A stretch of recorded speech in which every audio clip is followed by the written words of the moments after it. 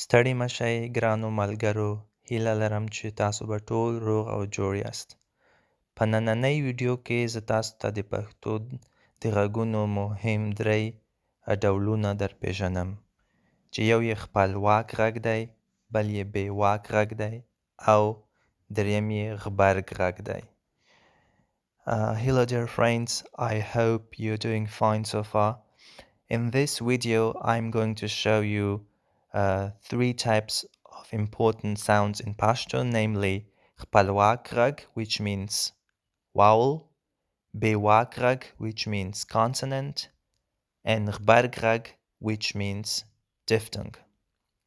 To begin with خپلواک غږونه. پیلوو پر خپلواکو غږونو. په پښتو کې 7 خپلواک غږونه دي. There are 7 vowels in Pashto. زور چې د ا غږ ورکوي لکه مڼه، شته. زورکی چې د ا غږ ورکوي لکه زه، تره. زورکی is the schwa sound in English. کله نه کله به زه انګریزی هم پکې یادوم چې ټولو ته اسانه شي لږه. دریم خپلواک غږ الف دی چې ا غږ ورکوي، یعنی له زور نه لږ اوږد دی، ا لکه آس، لاس. بل خپلواک غږ اوږده یې ده چې ای غږ ورکوي لکه چې، کې. بل څرګنده یې ده چې د ای غږ ورکوي لکه توپیر، لید. توپیر فرق ته وایي، difference. اوږد واو چې د او غږ ورکوي لکه بیزو، ښارو. او لنډ واو چې د او غږ ورکوي لکه کوږ او موږ. اوس راځو د پښتو بېواکو غږونو ته، consonants. او بېواک غږونه ټول پاتې غږونه دي. له خپلواکو غږونو پرته ټول پاتې غږونه بېواک غږونه دي. لکه چې، لکه چیرته.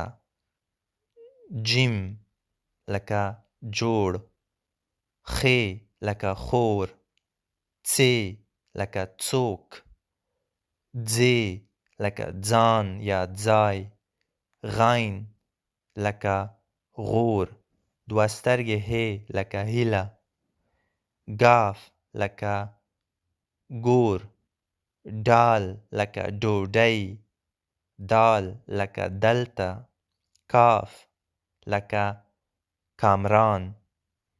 میم لکه موږ. نون لکه نور. نون لکه مڼه. تی لکه تور. ټی لکه ټول. لام لکه قلم. بی لکه باد. پی لکه پور. بېواکه یې لکه په یو کې یا په ینه. سین لکه سکاره. شین لکه شته. خین لکه ښایسته. دغه خین چې په یوسفزۍ پښتو کې په خې غوندې تلفظیږي او په کندهارۍ پښتو کې شین ته ورته غږ باندې او خپل اصلي غږ یې خین دی، لکه ښکلی. بل دی بېواک واو چې په پښتونخوا کې یو همزه ورکول کېږي چې د و غږ لري، لکه ور یا کوم. بله ری ده لکه راځه. بله ړې ده لکه موړ. بله غې ده لکه غلی.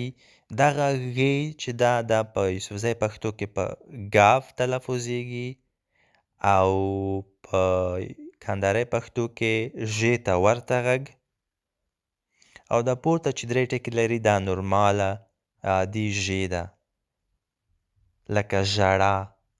او دا وروستی زې ده لکه زما.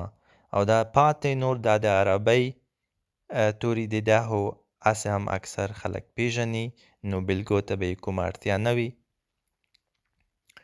نو دا و بېواک غږونه.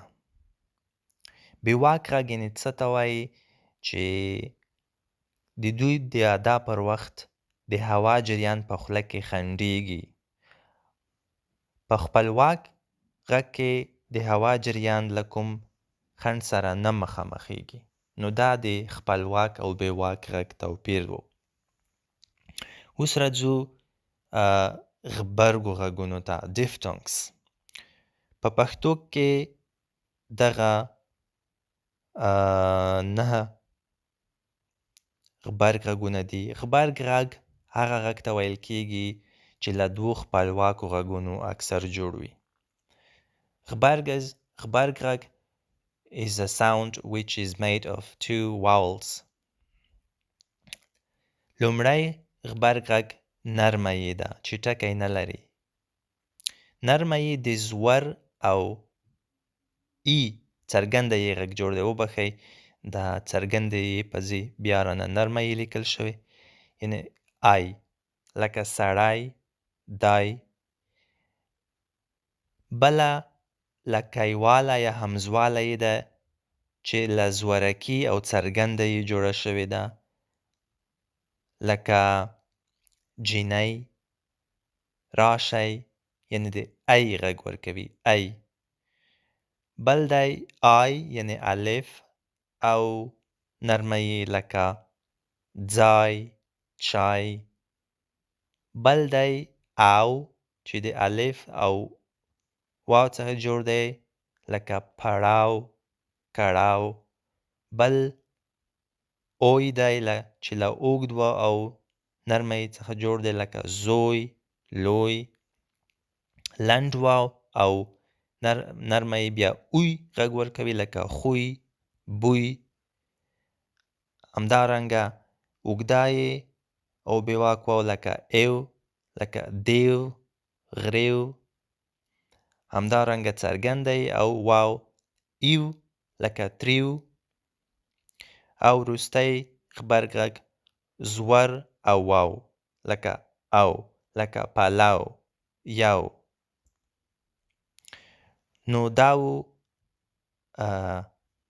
د پښتو خپلواک غږونه، دا و د پښتو بېواک غږونه consonants، او دا د پښتو غبرګ غږونه یعنې diphtongs. هیله لرم چې له دې ویډیو مو څه زده کړي وي او د مهربانۍ له مخې له نورو سره شریکه کړئ. تر بلې ویډیو مو په خدای سپارم. ښې چارې.